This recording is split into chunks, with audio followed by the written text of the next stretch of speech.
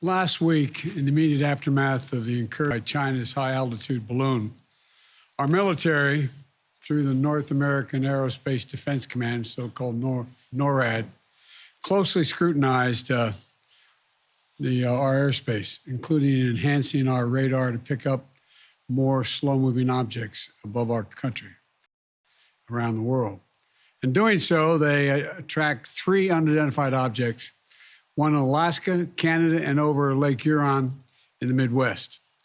They acted in accordance with established parameters for determining how unidentified aerial objects in U.S. airspace. At their recommendation, I gave the order to take down these 3 objects due to hazards to civilian commercial air traffic and because we could not rule out the surveillance risk of sensitive facilities. We acted in consultation with the Canadian government. I spoke personally with Prime Minister Trudeau from Canada on Saturday. And just as critically, we acted out of an abundance of caution and an opportunity that allowed us to take down these objects. Our military and the Canadian military are seeking to recover the debris so we can learn more about these 3 objects. Our intelligence community is still assessing all 3 incidences. They're reporting to me daily and will continue their urgent efforts to do so, and I will communicate that to the Congress.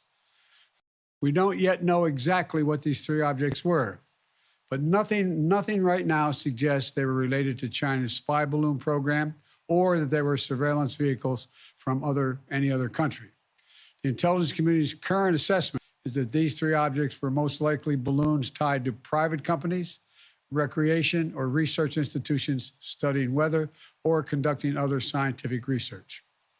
When I came into office, I instructed our intelligence community to take a broad look at the phenomenon of unidentified aerial objects.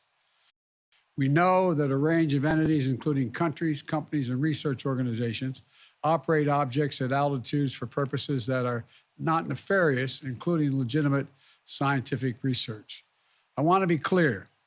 We don't have evidence that there has been a sudden increase in the number of objects in the sky. We're now just seeing more of them, partially because the steps we've taken to increase our radars, to narrow our radars. And we have to keep adapting our approach to dealing with these challenges. That's why I've directed my team to come back to me with sharper rules for how we will deal with these unidentified objects moving forward, distinguishing between those that are likely to pose safety and security risks that necessitate action and those that do not. But make no mistake, if any object presents a threat to the safety and security of the American people, I will take it down.